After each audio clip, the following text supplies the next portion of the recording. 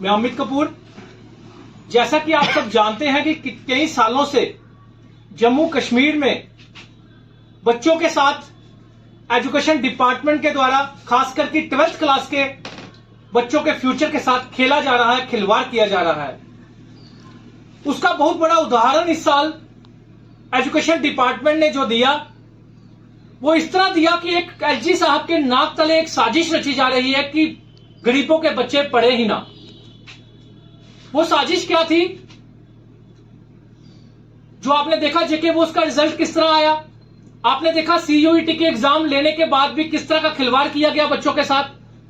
बच्चों के 12th class के पेपर अभी हुए भी नहीं थे, स्टार्ट भी नहीं हुए थे, बच्चे तैयारी में जुटे हुए थे। सीयूईटी के एंट्रेंस की फॉर्म की जो डेट है वो निकाल दी गई।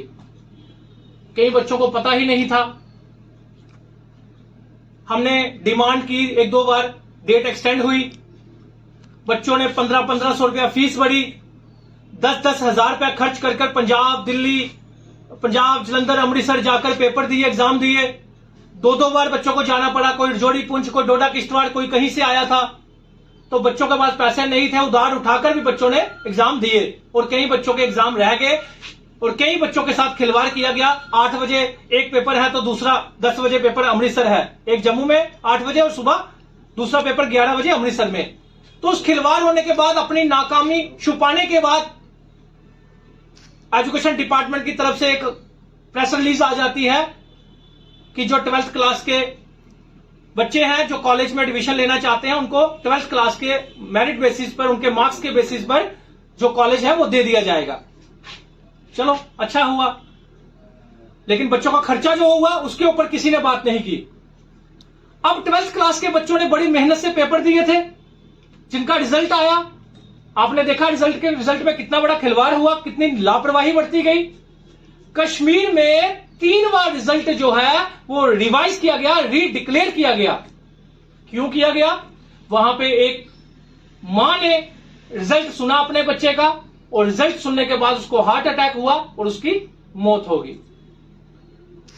और वहां पे उसके बाद पहली बार जब रीडिक्लेयर किया गया रिजल्ट तो 300 समथिंग बच्चे जो हैं उनका रिजल्ट जो है वो रिवाइज किया गया। दूसरी बार उसी बार 30 बच्चे जो है फेल हुए, उनको डिस्टिंक्शन दी गई, यानी कि डिस्टिंक्शन वाले बच्चों को फेल कर दिया गया था। लापरवाही थी जेके बोस की। दूसरी बार 165 बच्चे 80 बच्चे जो हैं 165 पास हुए, लेकिन 80 बच्चे जो हैं फर्स्ट डिवीजन और सेकंड डिवीजन में पास हुए। तो ये हालात हमारे कश्मीर की बनी। उसके बाद जम्मू की बात करूं तो जम्मू के बच्चों ने डिमांड रखी कि हमारे 90 to 95% मार्क्स जो है बाकी सब्जेक्ट में आए हैं, लेकिन एक सब्जेक्ट है हमें जो टोटल फेल कर दिया गया है। हमारी ये डिमांड है, इसको रिवाइज किया जाए, रीडिक्लेयर किया जाए इस रिजल्ट को। आज से रीवैल्यूएशन की फीस रख दी गई। जो पहले फीस 300 रुपया थी अब 455 रुपए कर दी गई, जिसकी डेट 19 तारीख से स्टार्ट हुई है और 9/6 तक ये चलेगी, 9/7 तक। तो मेरा कहना यह है कि जब कश्मीर में 3 बार रीडिक्लेयर रिजल्ट किया गया, रिवाइज किया गया, तो जम्मू में क्यों नहीं? जब जम्मू के बच्चों में ये दिमाग में उनके ये बात आई कि हमारा 90% 95% बच्चे जो मार्क्स जिनके आए हुए हैं, तो 1% उनका फेल होना, उनको आशंका थी, उनको डाउट था कि नहीं फेल हो सकता, तो उनको भी रिवाइज कर दिया जाता। चलो नहीं किया, मान लिया, लेकिन कम से कम रीवैल्यूएशन की जो फीस है वो तो माफ कर दी जाए। रीवैल्यूएशन की जो फीस है कम से कम वो तो माफ कर दी जाए। उल्टा 300 से 455 कर दी।